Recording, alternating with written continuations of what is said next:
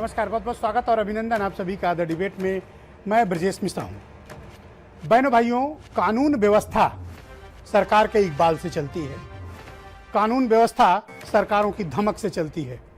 कानून व्यवस्था लीडरशिप के नेतृत्व से चलती है। कानून व्यवस्था एक बेहतर और चुस्त दुरुस्त पॉलिसी की वजह से चलती है। समाज में परसेप्शन के आधार पर कानून व्यवस्था चलती है, ये बात हमेशा याद रखिएगा। इन दिनों का जो सामाजिक परसेप्शन है उत्तर प्रदेश में, वो कानून व्यवस्था बिखर चुकी है।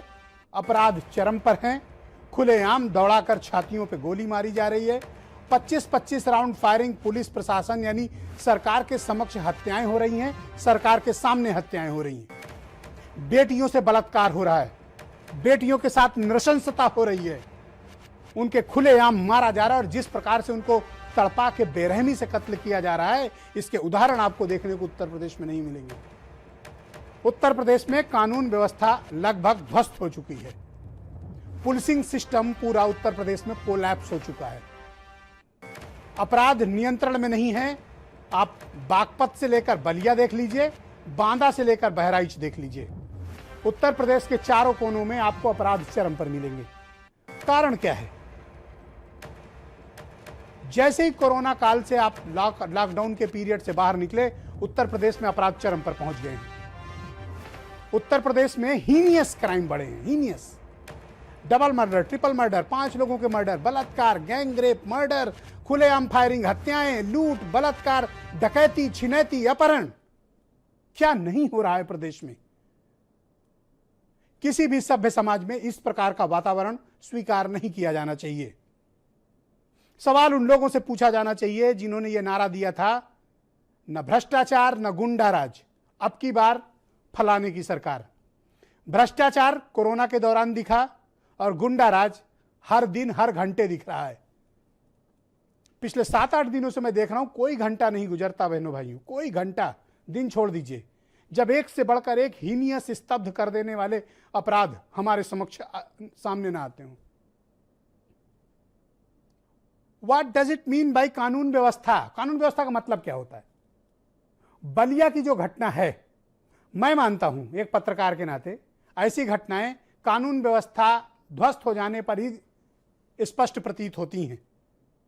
जहां एक भरी पंचायत चल रही हो, सरकार की बुलाई पंचायत हो, एसडीएम और डिप्टी एसपी मौजूद हो, 3 थानों की फोर्स मौजूद हो, और वहां एक गुंडा धीरेन्द्र प्रताप सिंह 25 राउंड फायरिंग करता है, अपने विपक्षी की पुलिस के सामने हत्या करता है, पुलिस उसे छोड़ देती है। क्या इस तरह की घटनाएं उत्तर प्रदेश में स्वीकार कर ली जाएं या मान लिया जाए कि इट्स ए न्यू नॉर्मल? अधिकारी नेतृत्व को जो भी बातें कहते हों, जिस प्रकार की भी बातें समझाते हों, लेकिन कानून व्यवस्था को लेकर उत्तर प्रदेश में परसेप्शन यह है कि यह ढह चुकी है, नियंत्रण विहीन है। अपराध लगातार बढ़ रहे हैं, ऑर्गेनाइज्ड क्राइम बढ़ रहे हैं, आवेश में आकर अपराध बढ़ रहे हैं, महिलाओं के प्रति बलात्कार, गैंग रेप, ब्रूटल मर्डर्स बढ़ रहे हैं, छोटे बच्चों के प्रति अपराध बढ़ रहे हैं, डकैती, फिरौती, अपहरण की घटनाएं बढ़ी हैं। क्या हम इस प्रकार का उत्तर प्रदेश चाहते हैं या हमने इस प्रकार के उत्तर प्रदेश की परिकल्पना की थी? कानून व्यवस्था के बारे में जो मिथ क्रिएट किया गया और जो रियलिटी है, वो बिल्कुल जमीन आसमान का अंतर है उसमें। आप कहते हैं कि हमने हजारों इनकाउंटर किए हैं, तो अगर हजारों इनकाउंटर किए हैं तो अपराधियों में डर क्यों नहीं है? इसका मतलब आपकी पॉलिसी गड़बड़ है। और बहनों भाइयों, तब मैं ये बात का प्रबल समर्थक हूं कि जब सरकारें अक्षम होती हैं, पुलिस नेतृत्व तो आवारा हो जाता है, निरंकुश हो जाता है। और इस बात को कहने में मुझे कोई संकोच नहीं कि उत्तर प्रदेश पुलिस कबीलों में बटी हुई पुलिस है, टापुओं में बटी हुई पुलिस है। यहां एसपी पर डीआईजी का नियंत्रण नहीं है, डीआईजी का आईजी पर नियंत्रण नहीं है, आईजी एक एडीजी की बात नहीं मानता है और एडीजी एलओ की बात नहीं मानता है और डीजीपी किसी की बात नहीं मानता है। और उनके ऊपर एसीएस ओम बैठे हैं, उनकी बात पता नहीं कौन कौन मानता है, कौन नहीं मानता है। ये मुख्यमंत्री और वो बेहतर बता पाएंगे। तो मेरा कहने का तात्पर्य है, गृह विभाग खुद मुख्यमंत्री चलाते हैं। जवाबदेही सुनिश्चित होनी चाहिए, जिम्मेदारी सुनिश्चित होनी चाहिए। किसी भी समाज में विकास कार्य या जन कल्याणकारी योजनाएं, परोपकारी योजनाएं निरर्थक मानी जाएंगी अगर उस समाज में अपराध है। उस समाज की बहन बेटियां दिन में ना निकल पाएं तो शाम को लोग ना निकल पाए तो खुलेआम हत्याएं हों, सारे विकास कार्य निरर्थक हैं। जब समाज सुरक्षित नहीं है तो विकास का क्या करेगा? विकास को कहां रखेगा? शिक्षा को कहां रखेगा? रोजगार को कहां रखेगा? इंडस्ट्रियलाइजेशन को कहां रखेगा? मैं पिछले 20 साल के अपने व्यक्तिगत अनुभव से बता रहा हूं कि उत्तर प्रदेश में सरकारें गिरती हैं, जाती हैं, हटती हैं, कारण कानून व्यवस्था और भ्रष्टाचार होता है। इस सच को कोई प्रेजेंट चीफ मिनिस्टर स्वीकार नहीं करता, परिणाम आने के बाद स्वीकार करते। मैं कारण जानना चाहता हूं कि जब खुले में इस प्रकार के अपराध हो रहे हैं और आप अपराधियों पर कार्रवाई नहीं हो रही हो, और अगर कुछ कार्रवाई होती भी है तो वो दिखावे की कार्रवाई होती है। अब मैं 2 उदाहरण आपको देता हूं। आखिर बलिया के इस अपराधी धीरेन्द्र प्रताप सिंह, जिसको वहां का स्थानीय विधायक सुरेंद्र सिंह खुलेआम संरक्षण दे रहा है, उसके पक्ष में बयान, वीडियो स्टेटमेंट जारी कर रहा है वहां का लोकल एमएलए सुरेंद्र सिंह। आखिर सुरेंद्र सिंह जैसे विधायकों पर भारतीय जनता पार्टी कार्रवाई क्यों नहीं करती है? धीरेन्द्र प्रताप सिंह, जिसने ये सारा कुछ घटना अंजाम दिया, इस पर गैंगस्टर एनएसए की कार्रवाई क्यों नहीं हुई? इसका घर क्यों नहीं गिराया गया? बहनों भाइयों, पूछा जाना चाहिए। गैंगस्टर एक्ट नहीं, एनएसए नहीं, और इसका घर नहीं गिराया गया। इसने एसडीएम और डिप्टी एसपी 3 थानों के इंस्पेक्टर के सामने 25 राउंड फायरिंग की, एक व्यक्ति को मार गिराया, पाल समाज के। इस पर कोई कार्रवाई नहीं हुई, अब तक पकड़ा नहीं गया जब तक मैं डिबेट कर रहा हूं। गोंडा में महंत को छाती पर गोली मारने वाला माफिया अमर सिंह आज तक फरार है, कार्रवाई नहीं हुई। हाथरस की घटना आप सब लोग देख ही रहे हैं। तो कुछ घटनाएं ये इंगित करती हैं कि सरकार का कुछ सॉफ्ट कॉर्नर कि कुछ अपराधियों के प्रति है। कोई लोग अपराध करते हैं तो उनके घर बुलडोज कर दिए जाते हैं, उनकी माताओं और बहनों बेटों को थाने घसीट लाया जाता है। 2 दिन की नवविवाहिता पर 17 गंभीर धाराएं लगाकर उसको गैंगस्टर बना दिया गया। खुशी दुबे उत्तर प्रदेश की सबसे बड़ी अपराधी घोषित हो गई, जेल काट रही है, जिसकी 2 दिन पहले शादी हुई। तो धीरेन्द्र प्रताप सिंह और अमर सिंह के घर क्यों नहीं गिराए गए? इसीलिए मैं कहता हूं कि परसेप्शन मैटर करता है। फर्जी इनकाउंटर बंद करिए, निकम्मे नकारे अफसरों को किनारे करके बेहतर अफसर आपके पास इसी डीजीपी हेडक्वार्टर में संट पड़े हुए हैं, लाइन हाजिर हैं, उनको लाइए। जब तक एसपी थाने बेचेगा, जब तक आईजी, डीआईजी, एडीजी वसूली करेंगे, जब तक इंस्पेक्टर जनता की गर्दन दबाकर पैसा वसूलता रहेगा, कानून व्यवस्था कभी बेहतर नहीं होगी। जिन जिलों में ईमानदार एसपी मौजूद हैं, पोस्ट हैं, वहां देखिए हाँ हालात ठीक हैं। जहां थाने बिक रहे हैं वहां अपराध बढ़ रहा है। इस सच्चाई को आज स्वीकार कर लीजिए, कल स्वीकार कर लीजिए, 1 साल बाद स्वीकार कर लीजिए, चुनाव के बाद स्वीकार कर लीजिए। बीजेपी का कार्यकर्ता खुद परेशान है और शर्म नहीं आती सुरेंद्र सिंह जैसे विधायकों को। और इनके खिलाफ भारतीय जनता पार्टी कार्रवाई क्यों नहीं करती है? आप तो बड़ी शुचिता की बात करते हैं, आप तो बड़ी नैतिकता की बात करते हैं। खुलेआम एक विधायक हत्यारे का सपोर्ट कर रहा है और कह रहा है आत्मरक्षार्थ फायरिंग की है। आत्मरक्षा में 25 फायर करता है कोई, और वो भी एसडीएम और डिप्टी एसपी के सामने। तो पुलिस ने क्या हाथ में चूड़ियां पहनी हुई थी? काउंटर कार्रवाई क्यों नहीं हुई? उसी वक्त मुठभेड़ में धीरेन्द्र प्रताप सिंह को मार गिराया जाता तो आज समाज में मैसेज कुछ और जाता कानून व्यवस्था को लेकर, अगली घटना कोई नहीं होती। तो मैं फिर दोहरा रहा हूं, सरकारें जब अक्षम होती हैं, पुलिस आवारा हो जाती है और सत्ता बंदूक की नली से निकलती है। जिसको ये बात सच्चाई न मालूम हो वो अपने अपनी जानकारी दुरुस्त कर लें। उत्तर प्रदेश कोई सामान्य राज्य नहीं है, मोस्ट पॉलिटिकली कॉम्प्लिकेटेड स्टेट, और कानून व्यवस्था पर पिछले 20 साल में न जाने कितनी सरकारें गिर गई हैं, चली गई हैं, हार गई हैं। तो जो अपने अपने मुगालते में वो बाहर आए। कौन लोग हैं जो बेईमान, भ्रष्ट, चोर अफसरों को पोस्टिंग देते हैं? 5-5 आईपीएस अफसरों का घूसखोरी के मामले सामने आए पोस्टिंग में, क्या कार्रवाई हुई उन पे? उनमें से कईयों को तो इनाम बड़े बड़े मिले हुए हैं। जितने नकारे, भ्रष्ट, बेईमान अफसर इस समय फील्ड पोस्टिंग पर हैं। नतीजा तो यह है, जनता की छाती पर गोली पड़ रही है, उनसे वसूली हो रही है। देखेगा कौन? और इन दिनों एक नया ट्रेंड शुरू हुआ है, बॉडी डिस्पोजल, लाश को जलवा दो किसी तरह। हाथरस बलरामपुर, बाराबंकी, कैसे भी बॉडी डिस्पोज कर दो। ये नई पॉलिसी हो गई है पुलिस की। अमानवीयता की पराकाष्ठा है। सुप्रीम कोर्ट नाराज, हाई कोर्ट नाराज, किसी को कोई फर्क नहीं पड़ता है। इसीलिए तो कहते हैं कानून व्यवस्था का ये हाल है। जब पेचकस मारकर आप उसे इनकाउंटर दिखाएंगे पैर पे, तो सच तो सामने आएगा। और जिनको पकड़ना है उनको पकड़ नहीं पा रहे हो, जिन पे कार्रवाई करनी है उनसे डर लगता है, और जहां पॉलिटिकल माइलेज लेना है उनके घरों पे कुछ और काम करते हो। तो सच तो सामने आएगा ना। क्या कारण है कि इन पर कार्रवाई नहीं हो रही है? और मैं पूछना चाहता हूं कि वहां के अफसरों पर अब तक कार्रवाई क्यों नहीं हुई? वहां का डिस्ट्रिक्ट मजिस्ट्रेट अब तक सस्पेंड क्यों नहीं हुआ बलिया का? बाराबंकी के एसपी और डीएम पर कार्रवाई क्यों नहीं हुई है? वहां के आईजी डीआईजी पर कार्रवाई क्यों नहीं हो रही है? कौन उनको संरक्षण दे रहा है? कौन उनको बचा रहा है? कौन मन बढ़ा है?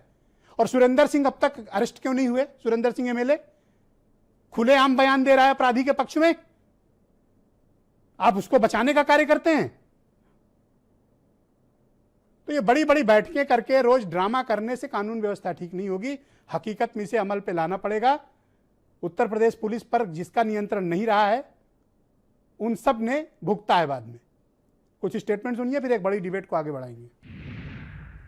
आदित्यनाथ जी की सरकार बलात्कारियों के साथ, हत्यारों के साथ, गुंडों के साथ खड़ी है, इसीलिए अपराधियों का मनोबल इतना बढ़ रहा है। परिवार के लोग कहते रहे हमारी बच्ची का रेप हुआ, पुलिस मानी नहीं, और जब मीडिया वालों ने दबाव बनाया, उसका मेडिकल हुआ, उसमें रेप की पुष्टि हो गई, और रेप की पुष्टि हो गई तो उसको मिटाना है, उस सबूत को मिटाना है, और इसलिए वहां भी लाश जला दी गई। एसडीएम, सीडीओ और अन्य अधिकारियों के सामने जयप्रकाश पाल को धीरेन्द्र सिंह ने गोलियों से भून दिया।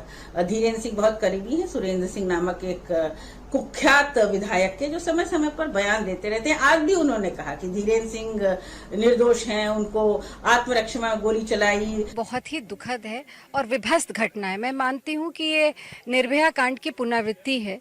जो पोस्टमार्टम रिपोर्ट आई है वो भी यही बताती है, और लगातार इस तरह की घटनाएं खासकर बेटियों के प्रति पूरे उत्तर प्रदेश में होती चली जा रही हैं। मैं मानती हूँ कि ये संवेदनहीनता है सरकार की। अभी तक कोई मदद सरकार ने परिवार की नहीं करी है। आप जुलाई से उठाकर देख लें, इस वक्त अक्टूबर चल रहा है, 50 से ज्यादा ऐसी बड़ी घटनाएं हो चुकी हैं जो इसमें रिकॉर्ड में दर्ज हैं। 50 से ज्यादा ऐसी भयानक भयावह घटनाएं हैं जिससे समाज चिंतित होना चाहिए, जिसको लेकर कठोर कार्रवाई होनी चाहिए।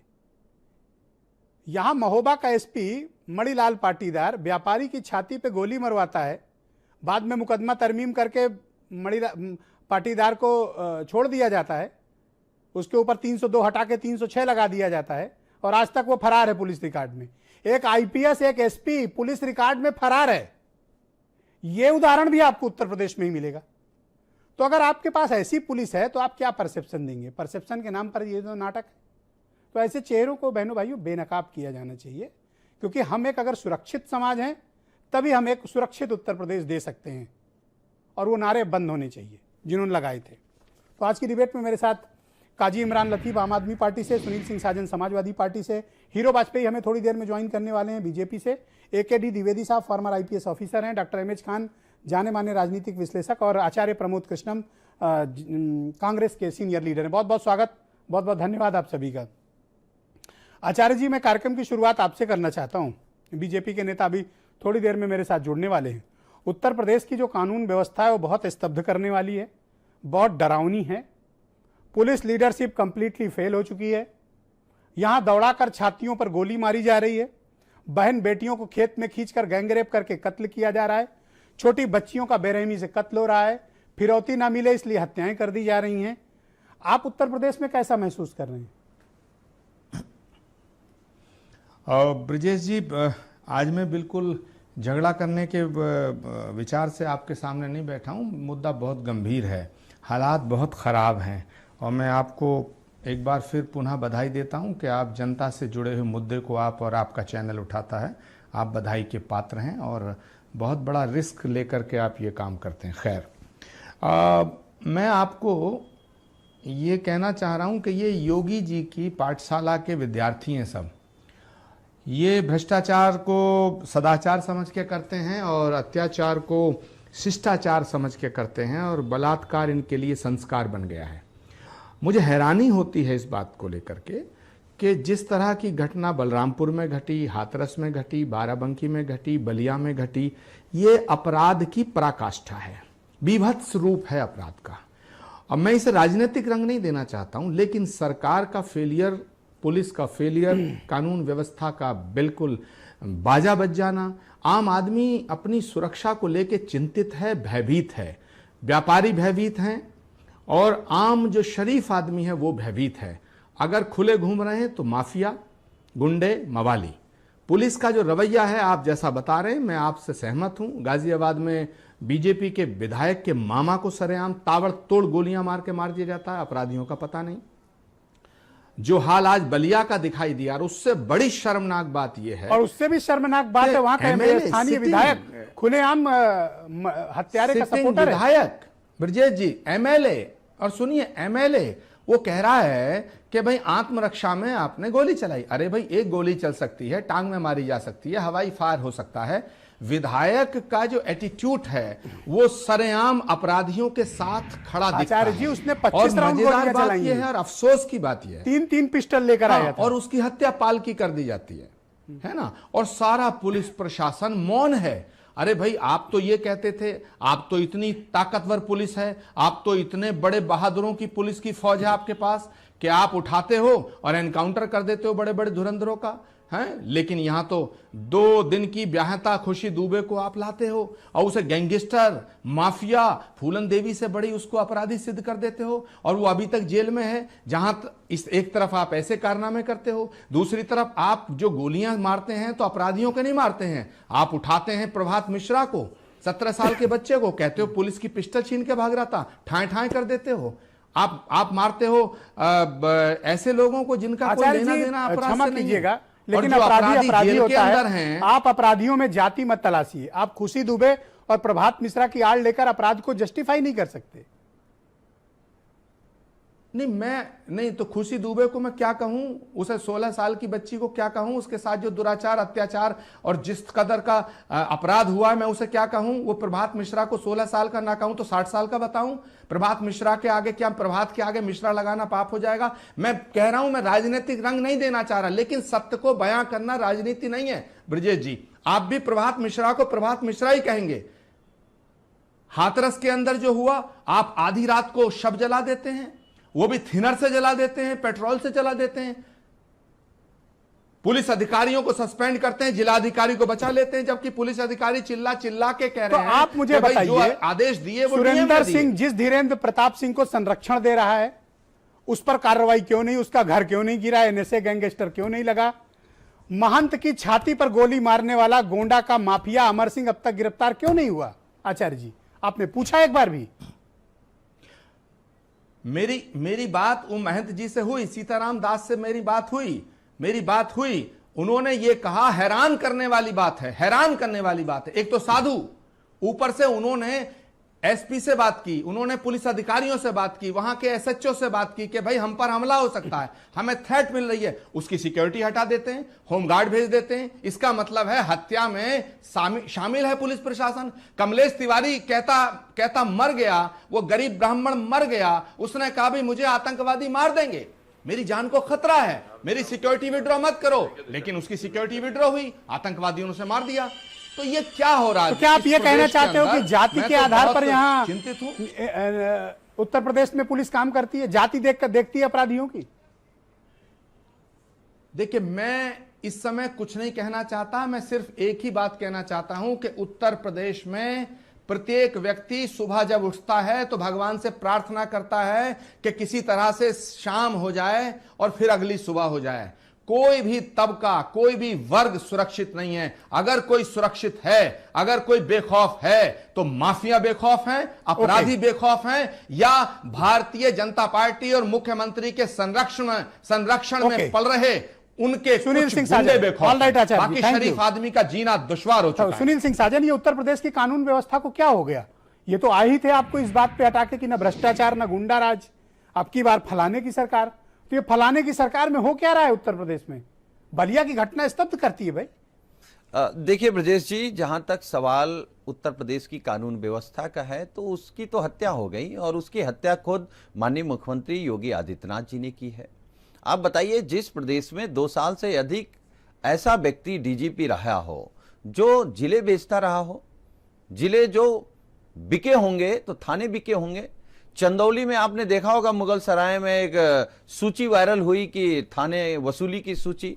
तो उत्तर प्रदेश में कानून और कानून व्यवस्था दोनों खत्म हो गई। उत्तर प्रदेश की सरकार अगर कहीं नतमस्तक है तो अपराधियों के सामने, बलात्कारियों के सामने, लुटेरों के सामने, जमीन कब्जा करने वालों के सामने वहां गिर गई, नतमस्तक हो गई। एमओयू किया है अपराधियों से, बलात्कारियों से, रंगदारी मांगने वालों से योगी सरकार ने।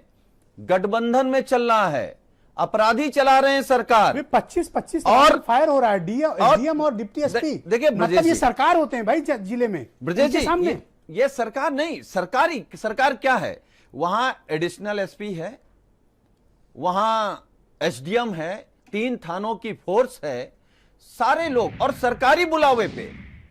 और वहां पर भारतीय जनता पार्टी का गुंडा वो सरेआम 25 राउंड फायर करके गोली मार देता है एक पाल समाज को। और मैं इस पर राजनीति नहीं कर रहा हूं, लेकिन मैं आपकी डिबेट के माध्यम से सरकार से जानना चाहता हूं। क्या जानना चाहते हैं? कि उन्नाव में आप सरकार विधायक के पक्ष में क्यों खड़ी हुई? हाथरस में 4 दरिंदों के पक्ष में क्यों खड़ी हुई? गोंडा में अमर सिंह के पक्ष में क्यों खड़ी हुई?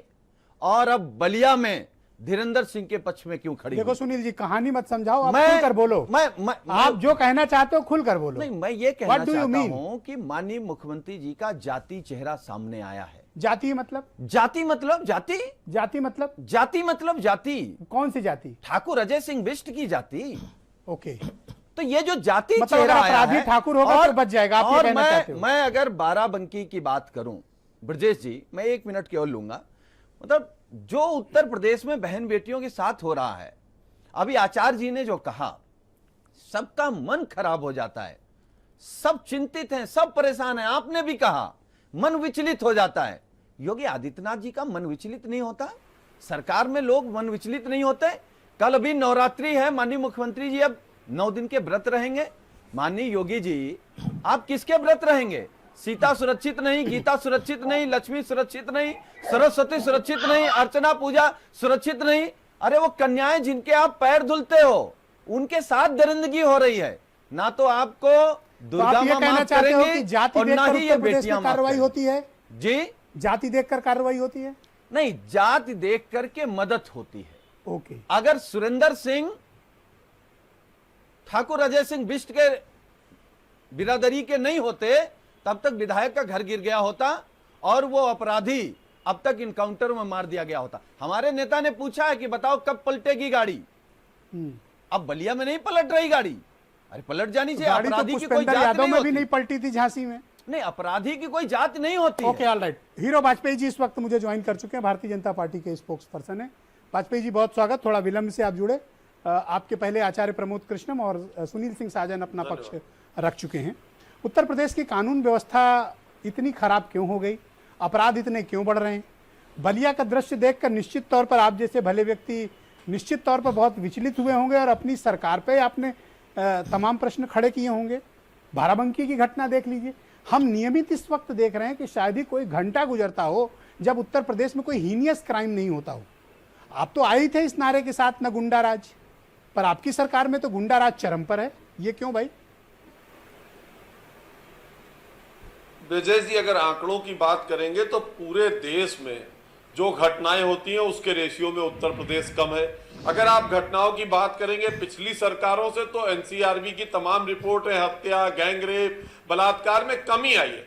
पर मैं मानता हूं कि आप इतिहास उठा के देखिए, लोग कहते हो बहुत सख्त राजा था लेकिन अपराधों में कमी कर पाता था, अपराध खत्म नहीं हुए। लेकिन आप अपराधों का ग्राफ देखेंगे कि उत्तर प्रदेश में योगी आदित्यनाथ की सरकार में कम हुए, और जो लोग कहते हैं गाड़ी पलटेगी, जनता ने उनकी गाड़ी पलटा रखी है। और एक बात आपके जिम्मेदार चैनल पे जिम्मेदारी से कहना चाहता हूं, चाहे जो भी रसूखदार हो, किसी भी जाति का हो, और जैसा कि मुझे सुनील सिंह साजन जी कह रहे थे अपनी जाति छुपा के, सुनील सिंह साजन लिखते हैं, लेकिन आपको पता है कि उस जमाने में कौन सी बिरादरी का नाम होता था और कौन सी बिरादरी का काम होता था? अपनी बातें भारतीय जनता पार्टी की सरकार पे ना सौंपे। ना हम किसी जात की पार्टी है, ना हम किसी पार्टी की आप पार्टी बलिया है। की घटना हम से जनता ओके के हैं? विकास के आप मुद्दे मानते पर हैं कि आए ये थे, सामान्य अपराध को घटना है? लगाम लगाने के मुद्दे पे आए थे, और कई मुद्दों पे दुख जरूर होता है, पर आपको जिम्मेदारी से कहना बलिया की चाहता हूं कि घटना ऐसा से- कोई व्यक्ति बलिया की बख्शा नहीं घटना को आप जाएगा सामान्य जो घटना अपराध मानते हैं? करेगा। देखिए इसमें जो अधिकारी वहां मौके पे थे सस्पेंड कर दिए गए, जांच होगी और कठोरतम कार्रवाई होगी, कोई बचने नहीं पाएगा। हाँ, आपने पूछा मकान गिरा दिया जाएगा, इनकाउंटर हो जाएगा, नहीं मानेगा, ये भी होगा। अच्छा, 2-3 चीजें मैं आपको याद दिलाना चाहता हूं। ना तो अभी तक धीरेन्द्र प्रताप सिंह पर गैंगस्टर एक्ट लगा, ना धीरेन्द्र प्रताप सिंह पर अभी एनएसए लगा, ना धीरेन्द्र प्रताप सिंह की गिरफ्तार किया गया, ना धीरेन्द्र प्रताप सिंह का घर गिराया गया, और ना गोंडा में महंत की छाती पर गोली मारने वाले माफिया अमर सिंह पर कोई कार्रवाई हुई। इसलिए आपकी सरकार पर एक जाति विशेष को संरक्षण देने के लिए अपराध के आरोप लग रहे हैं।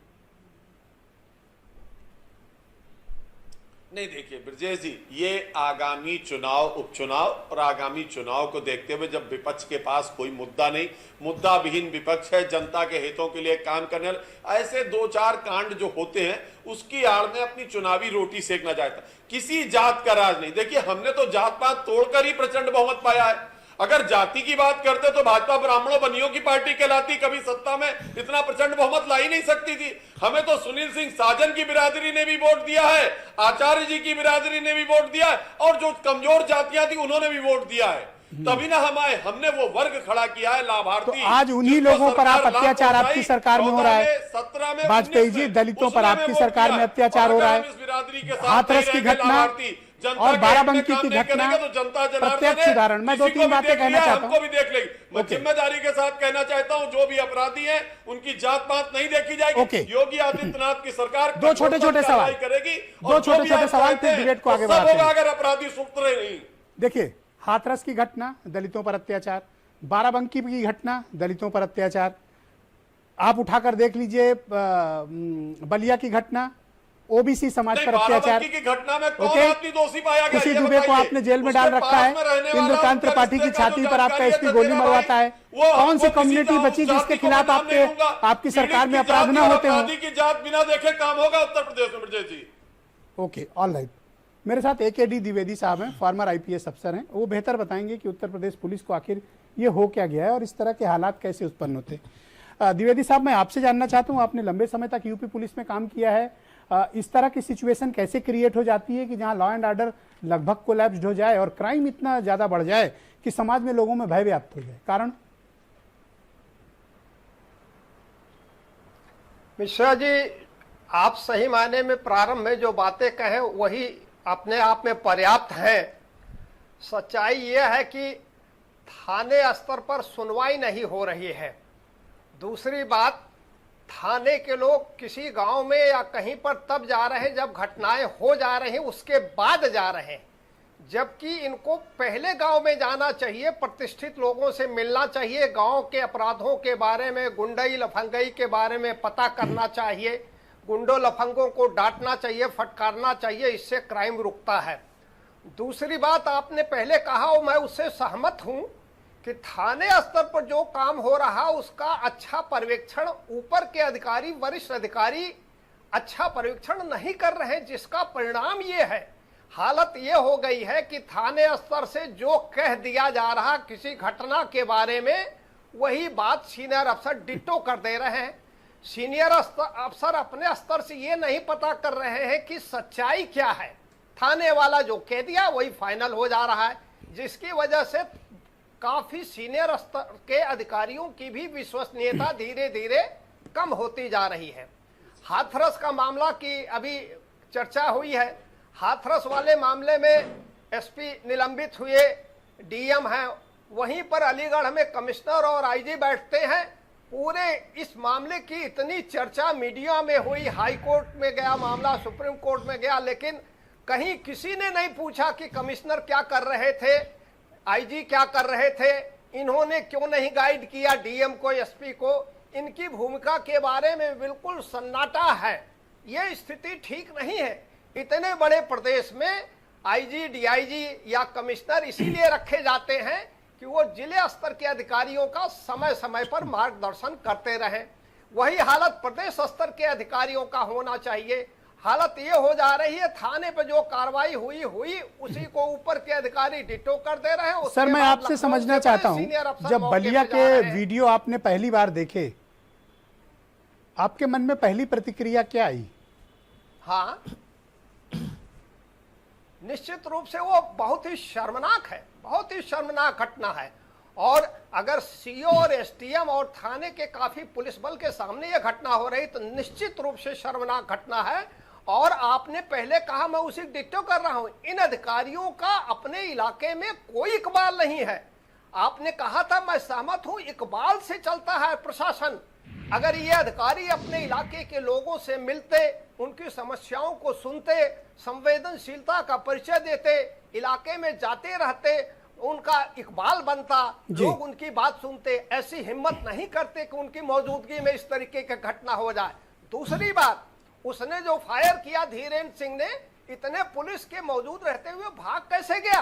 क्यों नहीं पकड़ पाए? पकड़ करके उसको वहीं 25 लाठी मारते तो निश्चित रूप से इकबाल होता जो है प्रशासन का जो है। कोई भी सरकार हो, मैं कहूंगा किसी भी राजनीतिक पार्टी का सरकार हो, मैं हर पार्टियों के शासन में काम किया हूं। सर, यहाँ तो स्थानीय विधायक इसको आत्मरक्षा की कार्रवाई करार देता है। ये जांच को प्रभावित करना एक सत्तारूढ़ दल के एक विधायक का खुलेआम एक क्रिमिनल को, जिसने 25 राउंड एसडीएम और डिप्टी एसपी और 3 थानों की फोर्स के सामने फायरिंग की, उसको आत्मरक्षार्थ फायरिंग कहा जा रहा है। यह भी अपराध है। आप सही कह रहे हैं मिश्रा जी, मैंने भी इसको सुना, टीवी पर मैंने देखा जो है। लेकिन विधायक क्या कह रहे हैं, लोकतंत्र है, वो कहने के लिए आजाद है। हालांकि उनको भी संतुलित बात कहनी चाहिए, सच्चाई कहनी चाहिए। लेकिन तमाम पार्टियों के लोग क्या कहते हैं उस पर मैं कोई टिप्पणी नहीं करूंगा। सर, इस तरह के बयान जातीय हिंसा को बढ़ावा देते हैं, इस तरह के बयान जातिगत संघर्ष को दावत देते हैं, और इस तरह का बयान समाज को विघटन लाते हैं। ये वो लोग हैं जो जातिगत संघर्ष चाहते हैं।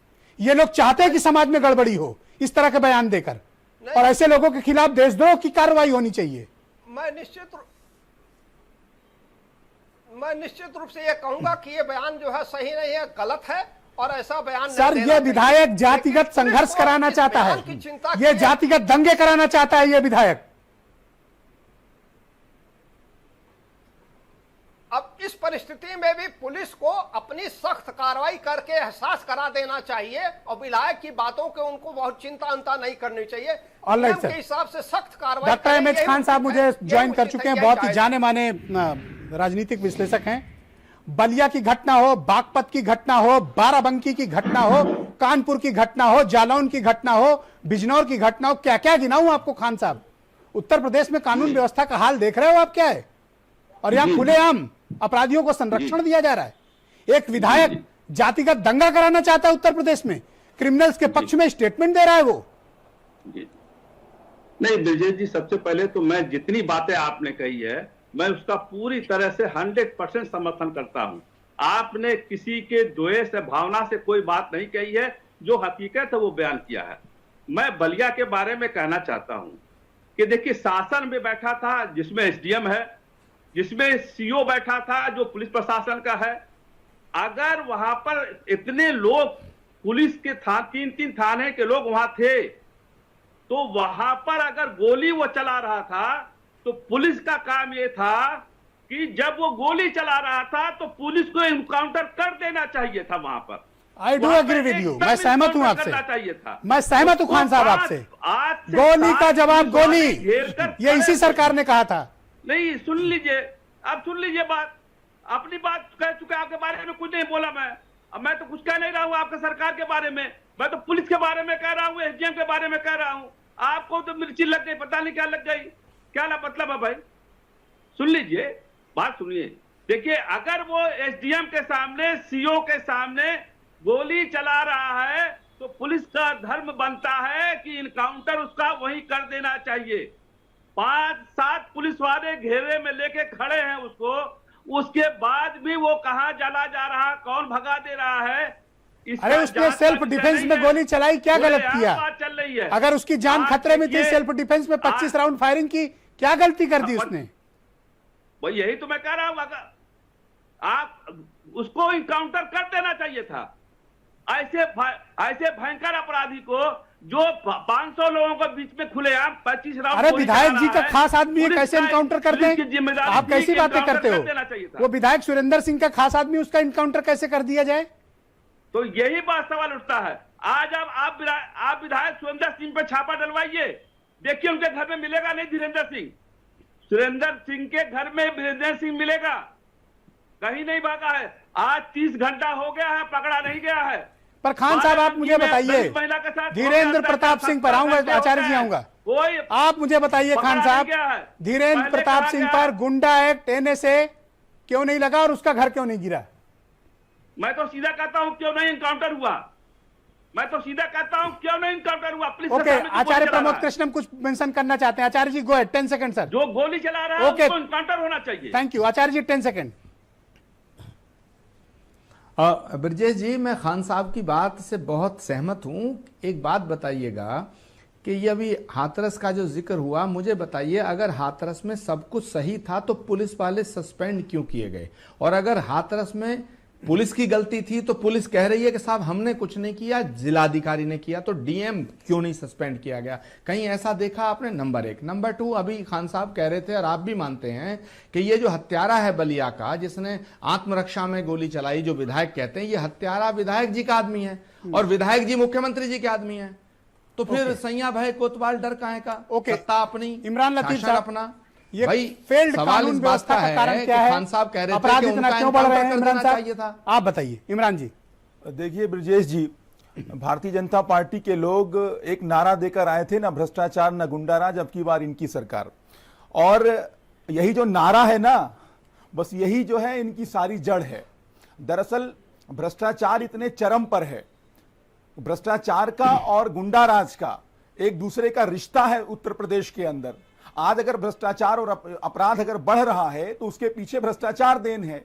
आज थाने बिक रहे हैं, आज चौकियां बिक रही हैं, आज जिले बिक रहे हैं, आज मंडल बिक रहे हैं। और जो थानों से इनकम आनी है उसी से सब कुछ डिसाइड होना है। तो थानों से इनकम कब आएगी? जब अपराधियों का बोलबाला होगा, क्योंकि थानों में जो पैसा पहुंचेगा वो आम आदमी तो पैसा देगा नहीं। चालान से कितना पैसा वसूल लेगी उत्तर प्रदेश पुलिस? तो ये अपराधी जो है भर भर के रकम देते हैं अपराध करने के लिए। मतलब ये सब एक सबसे बड़ा बनाए हुए कारण हैं। ये है कि भ्रष्टाचार की चरम पे है उत्तर प्रदेश के ओके, अंदर। हीरो बाजपेयी जी, चौकियां सब एक छोटा सा सवाल फिर मैं वीरेंद्र जी की तरफ अपराध चलता हूं। 2017 में आप इस नारे के साथ आए थे कि आप उत्तर प्रदेश की बेहतर कानून व्यवस्था देंगे। आज उत्तर प्रदेश के जो हालात हैं वो सबके समक्ष विद्यमान है। मैं कहता हूं जो अधिकारी फेल्ड हो गए हैं लॉ एंड ऑर्डर संभालने में, उनको सस्पेंड करने में या उनको उच्च जो टॉप लीडरशिप है उनको सस्पेंड करने में, उनको हटाने में क्या हर्ज है? आप उनको बचाना क्यों चाहते हैं? हर बात का जवाब आपके पास नोडल पे नोडल ही क्यों होता है? उनके खिलाफ कार्रवाई क्यों नहीं होती टॉप लीडरशिप के खिलाफ? नहीं, देखिए ब्रजेश जी, हम किसी को बचाना नहीं चाहते। अधिकारी पहले से नियुक्त हैं, अपनी अपनी परीक्षा देकर पास होकर आए। हमसे पहले सरकारों में भी ये अधिकारी रहे, ना ये हमारे अधिकारी है ना ये पिछली सरकारों के अधिकारी। इनको बचा क्यों रहे हो? इनको गले से लगा के इनको गोद में क्यों बिठाए हो? जब ये फेल्ड हो चुके हैं आपका काम करने में तो आप इनको हटा दीजिए, सस्पेंड कर दीजिए। और ये सरकारी अधिकारी किसी पार्टी के बने, देखिए भारतीय जनता पार्टी जातिगत राजनीति और अधिकारियों का राजनीतिकरण करती ही नहीं। भाई जो आप परफॉर्मेंस की राजनीति पे विश्वास करते हैं, ये नॉन परफॉर्मर्स को हटा दीजिए। इनको पद पर क्यों रखे हो? आपकी क्या मजबूरी है? आपकी कौन सी उंगली दबी है? आपकी कौन सी उंगली दबी है कि आप इनको कंटिन्यू कर रहे हो? नहीं दबी ब्रजेश जी, उंगली दबी होती तो आप लोग पहुंच चुके होते वहां तक। तो आप इनको सस्पेंड कर दीजिए, इनको पदों से हटाइए। वहां तक पहुंच चुका होता। ब्रजेश जी, ये लोग टॉप पोस्ट पर बैठे लोग हैं जिन पे कानून व्यवस्था संभालने का जिम्मा है, इनको सस्पेंड कर दिया जाए, इनको पद से हटाइए। और अगर नहीं हटा रहे हैं तो इसका मतलब कि आपकी कोई उंगली दबी हुई है, आपकी कोई ये नस दबा रखे हैं। ये स्वीकार नहीं है। भारतीय जनता पार्टी ओके, एक सेकंड सुनील जी, आऊंगा जरा वीरेंद्र जी को। Okay, yes Sunil ji 10 second. Alright Sunil ji 10 second. देखिए ब्रजेश जी, मैं केवल ये कहूंगा कि ये जो कह रहे हैं कि जाति संघर्ष, अरे जाति के पीछे कब तक छिपोगे? एक और आपने कहा हमने सबको मौका दिया। क्या अभी आप पार्टी के संजय सिंह ने एक लिस्ट जारी की कि जिले में, थाने में और तहसीलों में कौन है, उसका जवाब है आपके पास? किसकी लिस्ट थी वो? अरे इन्हीं की गलत है वो लिस्ट। कौन सी? अरे तो आप कहिए ना, मुझे नहीं पता, मुझे बताओ। अरे आप कहिए ना, पूरी तरह से सरासर आप एक बार दोबारा देख लीजिए। अरे आप दोबारा देख लीजिए, सब सच है। के अंदर जिसका अभी ठाकुर कुछ ओके, नहीं थैंक यू, सबको शांत किया जाए, धीरेन्द्र जी को स्क्रीन पे लाया जाए। देख लीजिए। थैंक यू, ओके भाई धीरेन्द्र जी, ये उत्तर प्रदेश में क्या हो रहा है और उत्तर प्रदेश की कानून व्यवस्था इतनी खराब क्यों है? जातिवादी मंशा और जो अधिकारी कानून व्यवस्था की पालना में फेल हो चुके हैं धीरेन्द्र जी, उन पर कार्रवाई से परहेज क्यों किया जा रहा है? ये तो नारा देकर आए थे 17 में, और आज क्या हालत है? मिथ क्या था, रियलिटी क्या है, आपके सबके सामने है। Virendra ji, go ahead. देखिए, बीजेपी की जो सरकार है वो कानून व्यवस्था को संभालने में अब नाकाम साबित होती दिख रही है, क्योंकि अपराध इतना तेजी से बढ़ गया है उत्तर प्रदेश में कि चारों ओर से सरकार घिर गई है। महिलाओं और बहन बेटियों के खिलाफ जो अपराध हो रहे हैं वो कहा जाए तो पराकाष्ठा है, हैवानियत की चरम सीमा है। शायद इस तरह की इतने क्रूर अपराध हम लोग नहीं देखते थे पहले। ये अचानक ऐसे किसकी बद्दुआ लग गई है कि उत्तर प्रदेश में बहन बेटियों के साथ इस तरह की जुल्म ज्यादती हो रही है। अब ये बात आती है कि साहब जात की और पात की, इसके बजाय हम ये कहेंगे कि जिस प्रदेश में भ्रष्टाचार से पद हासिल होते होंगे वहाँ पर अपराध कभी रुक नहीं सकता। और ये गाजियाबाद, नोएडा से इसकी शुरुआत हुई थी, जब एक एसएसपी ने 5 आईपीएस अफसरों के नाम का खुलासा किया था कि पैसा देकर पोस्टिंग हो रही है उत्तर प्रदेश में, और वो सिलसिला चलता रहा। वो उसमें कोई कमी शायद नहीं आई है, नहीं तो मणिलाल पाटीदार जैसे लोग न दिखाई पड़ते। उत्तर प्रदेश की सरकार को अफसर पहचानने में बड़ी, कहा जाए तो नासमझी है। मथुरा में एक आईपीएस अफसर एसपी ने एक डॉक्टर के अपहरण में 1 करोड़ रुपया लेकर अपहरणकर्ताओं को छोड़ दिया, और सरकार ने जिसको जांच सौंपी थी और उसकी जांच रिपोर्ट जब आई तो उल्टे अब उसी की जांच खोल के बैठ गई, उसी अधिकारी की। और जिसने रुपया लिया था वो आज एसआईटी की जांच कर रहा है, उसकी टीम का मेंबर है। तो ये इस तरह से महिमा मंडन और ईमानदार क्या अफसरों वीरेंद्र को, जी, जिले बिक रहे हैं, थाने बिक रहे हैं आज भी? देखिए, ईमानदार अफसर हतोत्साहित होंगे और भ्रष्टाचारियों को प्रोत्साहन मिलेगा तो स्वाभाविक है कि कानून व्यवस्था ठीक नहीं हो सकती। जिले न बिक रहे होते तो थाने कैसे बिकते?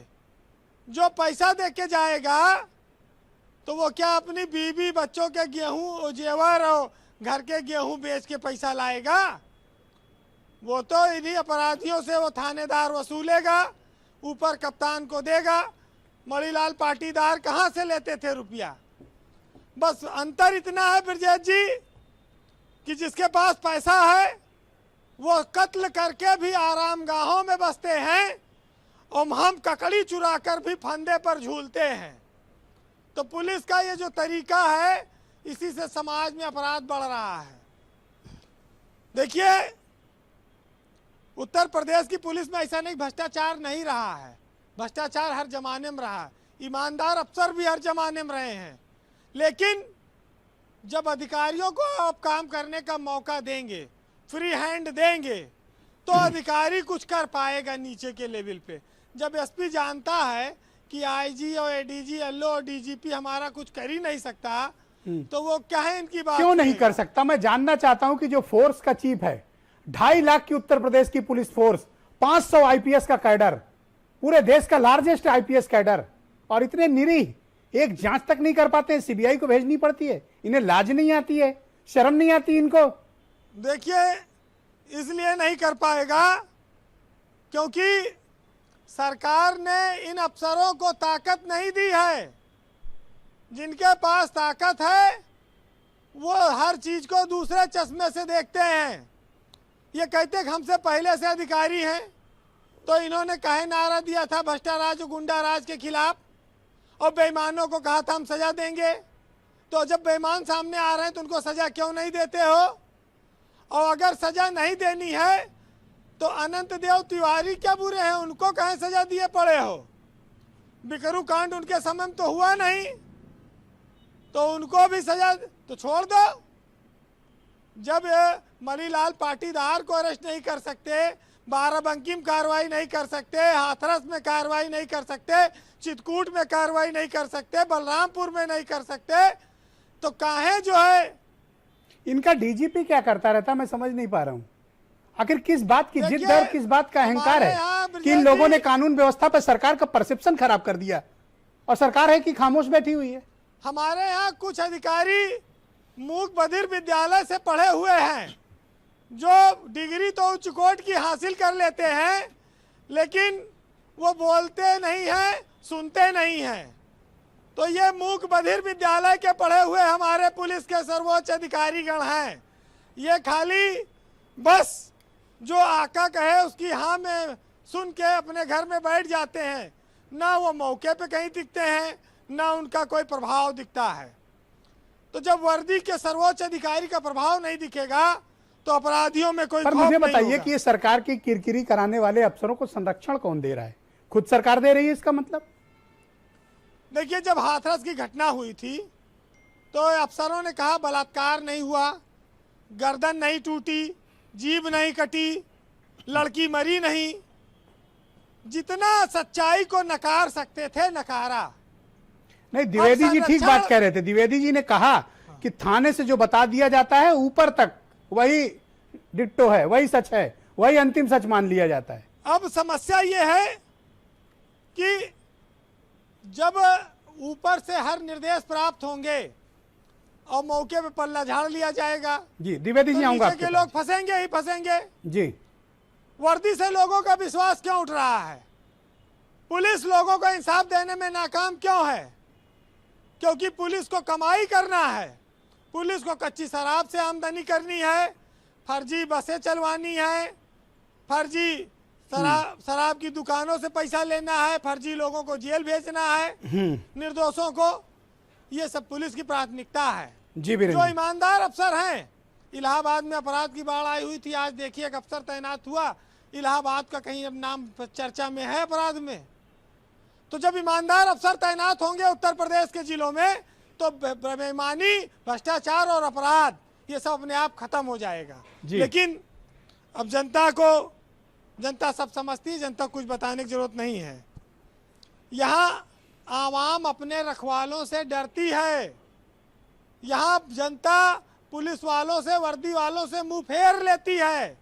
और बीजेपी की सरकार पिछली और सरकारों की तुलना में जब अपने आप को देखेगी तो पाएगी कि मायावती और अखिलेश यादव कि जिनके नाम पर ये घेरते थे, जिस भ्रष्टाचार पर और जिस कानून व्यवस्था पर, उसको बनाए रखने में ये नाकाम हो गए हैं। और बीजेपी की मतलब उनसे भी कई लेवल नीचे चले गए हैं। बीजेपी की सरकार में हर चीज का रेट लोग कहते हैं बढ़ गया है। अब कार्यकर्ता थाने पर जाता है काम कराने तो डंडा मार के भगा दिया जाता है।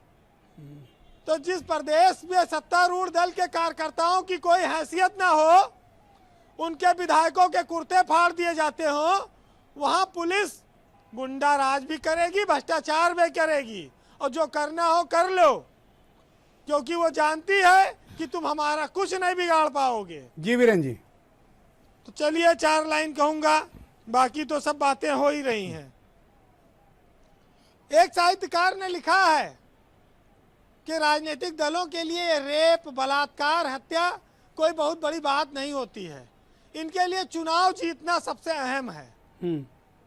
तो उसने, एक साहित्यकार ने ये लिखा है कि रेप होता है तो होने दो, और मेरे बच्चे थोड़ी हैं, और ये सब गरीब हैं, कोई गाय थोड़ी हैं, और आएगा वक्त तो रो लेंगे मिलजुल कर, और अभी उत्तर प्रदेश में चुनाव थोड़ी है। जी वीरेन जी, बिल्कुल ठीक बात आपने की, बहुत बहुत धन्यवाद। एकेडी द्विवेदी साहब, आप कुछ पक्ष रखना चाह रहे थे? Yes sir, please go ahead. हाँ, ये कहना चाह रहा था मिश्रा जी कि ये भ्रष्टाचार एक प्रमुख कारण है इस स्थिति के लिए। ये बड़ा दुखद बात है कि भ्रष्टाचार हमारे, मैं पुलिस विभाग में कहूँगा, नीचे से लेकर के काफी ऊपर तक धीरे धीरे आ गया है। और इसी का ये दुष्परिणाम है कि वरिष्ठ अधिकारी नीचे के अधिकारियों को बड़ी सख्ती से कह नहीं पाते हैं, डांट नहीं पाते हैं। अगर बड़ा अधिकारी अपनी जगह पर सही रहेगा, ईमानदार रहेगा, तो नीचे वालों की हिम्मत नहीं होती है गलत काम करने सर की। 2.5 लाख की लेकिन पुलिस ये जो फोर्स, भ्रष्टाचार बढ़ाने पूरे की दुनिया में स्थिति है, सबसे ये बड़ी ऐसा नहीं, स्टेट फोर्स, 500 का साल- आईपीएस का कैडर, और ये हालत है। निश्चित रूप से शर्मनाक है। लेकिन यह स्थिति साल 2 साल की नहीं है, ये पिछले 20-25 सालों में हम लोगों के देखते देखते ये खराब स्थिति हो गई, और जी। शायद ये अधिकांश विभागों में ये स्थिति है। ऑलराइट, जो बड़ी हीरो दुखद वाजपेयी है, जी, बहुत हीरो दुखद वाजपेयी जी, है। Thank you sir. Hero Vajpayee ji, आखिर सरकार की किरकिरी कराने वाले, कानून व्यवस्था को खराब करने वाले, कानून व्यवस्था जिनकी वजह से ध्वस्त हुई, उन अफसरों को आपकी सरकार में संरक्षण कौन दे रहा है? आप इनके खिलाफ कार्रवाई बड़े अफसरों पर क्यों नहीं करते? नहीं, देखिए ब्रजेश जी, हमारी सरकार में संरक्षण देने जैसी कोई बात ही नहीं है। किसी को संरक्षण नहीं दे रहे। हमारी सरकार देखिए एक सामूहिक नेतृत्व की सरकार होती है, वन मैन या परिवारवाद की तो है नहीं कि परिवार का मुखिया एक सामूहिक नेतृत्व, आर यू श्योर? अधिकारी अपना मलाई काटे, ऐसा क्या हो नहीं बात सकता कर रहे हैं? बीजेपी में। इसलिए ये कहना कि सरकार का ऐसा कहिए संरक्षण कि है, जो लोग किसी पचा व्यक्ति लें। का संरक्षण है, मुख्यमंत्री का जो संरक्षण है, मंत्री इस मैं वक्त एकदम सुन रहे सिरे होंगे से वो हंस नकारता रहे हूं। होंगे। मैं एकदम सिरे से नकारता हूं। हाँ, कुछ अधिकारी हो सकते हैं जिन्होंने गड़बड़ी की है या जो ढीले, सरकार उनके खिलाफ कार्रवाई करेगी, कोई बचेगा नहीं। माननीय लेकिन ये वाजपेयी बात जी, पूरी तौर से आप जान एक लीजिए, अच्छे प्रवक्ता भारतीय हैं, जनता बस मुझे एक बात पार्टी का जवाब किसी दीजिए, अधिकारी को क्या ये संरक्षण अधिकारी नहीं है आपके और लिए ना ही चुनाव कोई में वोट बचेगा। मांगने जाएंगे? जनता के बीच आप जाएंगे ना, ये अधिकारी तो जाएंगे नहीं। जी देखिए ब्रजेश जी, अधिकारी कतई वोट मांगने ना कभी किसी के लिए गए, चाहे जिनके खास हुए तब भी नहीं गए। और अधिकारियों का जिन्होंने राजनीतिकरण किया है वो भी हारे हैं चुनाव बुरी तरह से। ओके। ये बात भारतीय जनता और पार्टी अब आप अच्छे से पाल पोस जानती के है। बिठाए हैं, और तो मुझे अब आप लगता है अपने जितना अंजाम की घटनाक्रम चिंता चल करें। रहा है और विपक्ष इसमें शामिल है, मुझे लगता है ये उपचुनाव एक तरह से विपक्ष के लिए लिटमस टेस्ट होगा। ओके, आपके लिए भी होगा। ओके, आचार्य प्रमोद कृष्णम जी, आखिर कारण क्या है? किसकी उंगली फंसी हुई है कि ये अफसर लगातार ब्लैकमेल कर रहे हैं? कारण क्या है? देखिए ब्रजेश जी, ये जो बलिया की घटना है, ये सरकार के क्रियाक्रम का स्पष्ट चित्रण है, स्पष्ट दर्शन है। हीरो वाजपेयी जी अभी आंकड़े बता रहे थे कि साहब अभी तो बहुत कमी है, तो भाई और 2-4 मरवा दो, और 2-4 बलात्कार करा दो, और बलात्कार कह दो। बलिया के विधायक को कहना कि वो बयान दे देगा कि भाई आत्मरक्षा में गोली चलाई तो हत्या हो गई, तो बलात्कार पे भी वो कह तो देंगे क्या बलिया का कि विधायक साहब अपनी जातीय इज्जत संघर्ष बचाने कराना के लिए चाहता हमसे है? बलात्कार हो गया। देखिए, बलिया के जो विधायक हैं उनका ये एक प्रवचन नहीं सुना हमने, उनके बहुत से प्रवचन हर हत्याकांड पे आते हैं। जब चिन्मयानंद जी वाला मामला था तब भी, हाथरस वाला मामला तब भी, बाराबंकी वाला तब भी, कहां की याद करोगे? इनके मुंह से तो फूल की जगह उपले निकलते हैं। जैसे गांव में कहावत है, बिटौरे के मुंह से उपले निकलते हैं। सच मायने में बलिया के विधायक के खिलाफ एनएसए की कार्रवाई होनी चाहिए, क्योंकि बलिया के विधायक का ही ये सबसे राइट हैंड गुंडा अगर वो है, अपने समाज जिसने के साथ सरेआम खड़ा है तो पुलिस क्या के गलत सामने कर रहा हत्या है? की है। वो विधायक अपने सबसे- समाज के साथ खड़ा है। नहीं, मुझे नहीं लगता कोई समाज अपराधी होता है। ये समाज के साथ जो खड़े होने के ऐसे गुंडे मवाली समाज का नेतृत्व नहीं करते, ये समाज को गर्त में ले जाते हैं। क्यों? और मैं अभी खान आप साहब की खुशी बात दुबे को और आगे प्रभात बढ़ाते मिश्रा हुए की कहना पैरवी चाहता हूं, कर तो रहे थे। तो खुशी दुबे की तुलना आप इस अपराधी से करेंगे, हत्यारे से करेंगे? खुशी दुबे एक बच्ची है, नाबालिग, कोर्ट से सिद्ध हो चुकी है, उसके बाद जेल में है। सरकार को खुशी दुबे के ऊपर हो रहे अत्याचार का प्रायश्चित करने में बहुत युग लग जाएंगे ब्रजेश जी, मैं आपको आज बता रहा हूं। और ये एनकाउंटर की बात करते हैं, अरे एनकाउंटर, सच्चा एनकाउंटर वो होता जो आज इनके सामने, पुलिस के सामने, अगर उस हत्यारे ने गोली चलाई थी उसे मार दिया जाता, उसे गिरफ्तार कर लिया जाता, या उसकी जान बचा दी जाती। ना तो जान बचा पाए, ना मार पाए, ना डॉक्टर अहमद खान साहब, गिरफ्तार कर पाए। क्या विधायक सुरेंद्र सिंह के खिलाफ एनएसए की कार्रवाई होनी चाहिए? ये व्यक्ति जातिगत विद्वेष फैला रहा है, होनी चाहिए, जातियां बांटना चाहता है, समाज में संघर्ष कराना चाहता है। ये व्यक्ति के बयान दंगा फैला सकते हैं, इसके खिलाफ कार्रवाई होनी चाहिए। डॉक्टर अहमद खान। नहीं, हाँ, सुरेंद्र सिंह के खिलाफ कार्रवाई करेगा कौन? वो तो मिली भगत उनकी है। आज तक उनको, अभी इतना बड़ा कांड हो गया, भारतीय जनता पार्टी के प्रदेश के किसी नेता ने कोई नोटिस भेजी कि आप ऐसे बयानात मत दीजिए, आप ये गंदे बयानात बंद करिए? मैं देखिए फिर वही बात कह रहा हूं, जो बात सही है वो बात मैं कह रहा हूं कि अगर सीओ के सामने, एसडीएम के सामने, 3 पुलिस थाने के वालों के सामने अगर कोई अपराधी गोली चलाता है तो पुलिस का धर्म यह होता है कि उसको इनकाउंटर कर दे। 5 आदमी उसको घेर के, 5 पुलिस वाले घेर के खड़े हैं और छोड़ दिया गया, और विधायक कह रहा है कि वो आत्मरक्षा में गोली तो चलाई क्या है। आपको लगता है कि विधायक तो दंगा कराना थाना चाहता क्या कर रहा था है, वहाँ? जातिगत संघर्ष कराना चाहता है, जातियों को बांटना चाहता है, समाज में भी द्वेष चलाना फैला नहीं रहा है? चाहता, ऐसे माहौल बना दे रहा है कि जाति संघर्ष हो जाएगा। तो सुरेंद्र सिंह पर बाकी एफआईआर बहुत क्यों से नहीं हो लोग रही कह है? रहे हैं कि पाल सुरेंद्र बिहारी सिंह को पर मार दिया, देशद्रोह पाल की बिहारी को एफआईआर मार क्यों दिया। नहीं? तो ये सब चीजें आगे बढ़ती और जाएंगी। सुनील सिंह साजन, क्या आपको लगता है कि सुरेंद्र सिंह जो विधायक है वो हत्यारों को संरक्षण दे रहा है, जिसके कारण वहां जातिगत विद्वेष फैले, इस तरह के वो बयान दे रहा है, उसके खिलाफ कार्रवाई भी नहीं? देखिए ब्रजेश जी, भारतीय जनता पार्टी का जो विधायक सुरेंद्र सिंह है वो हत्यारे के साथ खड़ा है, मजबूती के साथ खड़ा है, लेकिन वो जाति दंगा नहीं कराना चाहता। योगी सरकार जाति दंगा कराना चाहती है, और इसलिए कराना चाहती है कि अपनी नाकामी छिप जाए, कोरोना महामारी का घोटाला छिप जाए, रोजगार नहीं दे पा रहे हैं वो छिप जाए, सड़कें खराब हैं वो छिप जाए, किसान आत्महत्या कर रहे हैं वो छिप जाए, बहन बेटियों के साथ बलात्कार हो रहे हैं, बेटी को न्याय नहीं मिल पा रहा है वो छिप जाए। कानून व्यवस्था फेल होने के लिए? नहीं, कानून व्यवस्था ठीक करने के लिए जिम्मेदारी गृह विभाग की है। गृह विभाग किसके पास है? योगी आदित्यनाथ जी के पास है। तो जिम्मेदार कौन होगा? सुरेंद्र सिंह थोड़े जिम्मेदार होगा। सुरेंद्र सिंह तो उस अपराधी को इसलिए बचा रहा है क्योंकि उसको योगी जी पर भरोसा है। और क्या चाहते हो? उसको योगी जी पर भरोसा है कि योगी जी उस बदमाश को, उस अपराधी को, उस पकड़ा तो अमर सिंह भी नहीं गया, तो पकड़ा धीरेन्द्र प्रताप सिंह कैसे जाएगा जी? पकड़ा तो अमर सिंह भी नहीं गया। नहीं, सिंह लिख करके कैसे पकड़ लोगे आप? ये आप कह रहे हो, मैं थोड़ी कह रहा हूं। नहीं, ये सरकार कह रही। अरे पुलिस ने छोड़ दिया। ओके, इमरान साहब, आपको क्या लगता है भाई, इसके लिए जिम्मेदार कौन है?